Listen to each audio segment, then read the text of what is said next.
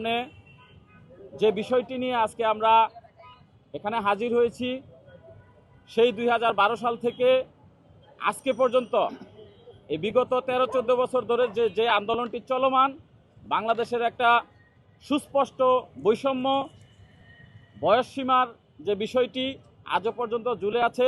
বিভিন্ন সরকারের আমলে এই জিনিসটি নিয়ে আমরা কোনো সুরাহা সমাধান পাইনি আজ পর্যন্ত। কাজেই আগামীকালকে যেহেতু সংসদে একটা বিল আকারে বয়সসীমার বিষয়টি উত্থাপন হতে পারে, সেজন্য মাননীয় প্রধানমন্ত্রী জনাব তারেক রহমানের দৃষ্টি আকর্ষণ করে আমরা আজকে কিছু মেসেজ দিতে চাই যে আমরা বয়সসীমার রূপরেখাটা কিভাবে চেয়েছিলাম, এখনও পর্যন্ত কিভাবে চাই, এই ছাত্র সমাজ কিভাবে চাচ্ছে, তারই প্রেক্ষিতে আমরা বলতে চাই যে আমাদের বয়সসীমা আন্দোলনটি এখন কিন্তু যদিও 2012 সালে 35 ডিজিট নিয়ে শুরু হয়েছিল, আজকে এই 2026 সালে এসে সেটি 35 ডিজিটের মধ্যে আটকে নেই। সেজন্য আমরা প্যাকেজ আকারে এখন দাবিটা যেভাবে আসছে, মোট 3টি দফায় দাবিটা আসছে।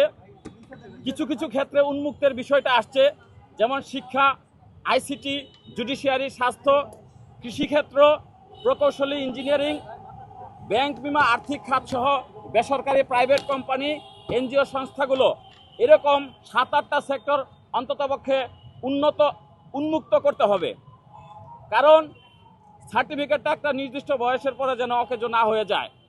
দ্বিতীয় দফাটা হচ্ছে আন্তর্জাতিক মানদণ্ড এবং গড়ায়ু বিবেচনায় বিভিন্ন দেশে যেভাবে আছে, যেমন শ্রীলঙ্কায় 45, ইন্দোনেশিয়ায় 45, মালয়েশিয়ায় 55, সৌদি আরব, কাতার, বাহরাইন, দুবাই, সেগুলোতে 55, উন্নত বিশ্বে 59 বছর এমনকি আজীবন পর্যন্ত রয়েছে। আমরা বলছি যে সেই অনুযায়ী আমাদের অন্ততপক্ষে ন্যূনতম একটা ডিজিট, সেটা 45, 40, 47 বা 50 হতে পারে। এবং এরই মতো করে সেই এক্সপার্ট কমিটির মাধ্যমে একটা সুন্দর ডিজিট যেন আমাদের মধ্যে আসে, যেটার জন্য আমাদের এই বঞ্চিত ছাত্র সমাজ, যুব সমাজ সবাই যেন সেটার ক্ষতিপূরণটা পায়, সেই বিবেচনায়। আর 3 নম্বর দফাটা হচ্ছে, যেহেতু বিগত 16-17 বছর ধরে একটা আমরা বৈষম্যের মধ্যে ছিলাম, একটা ফ্যাসিস্ট সরকারের আমলে ছিলাম, যেখানে বিসিএস সহ ব্যাংক সহ সমস্ত নিয়োগ পরীক্ষাগুলোতে প্রশ্ন ফাঁস, প্রক্সি ডিভাইস, দলীয় নিয়োগ দুর্নীতি এবং সেশন জট, করোনা মহামারী সহ বিভিন্ন দুর্যোগ আমাদের উপর দিয়ে গেছে।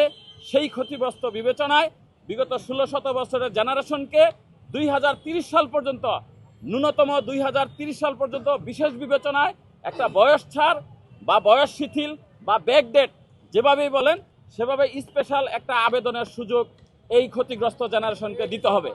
এটাই হলো আমাদের এই 3টি দফা। এই মুহূর্তে সংক্ষিপ্ত কথা আপনাদের সামনে বল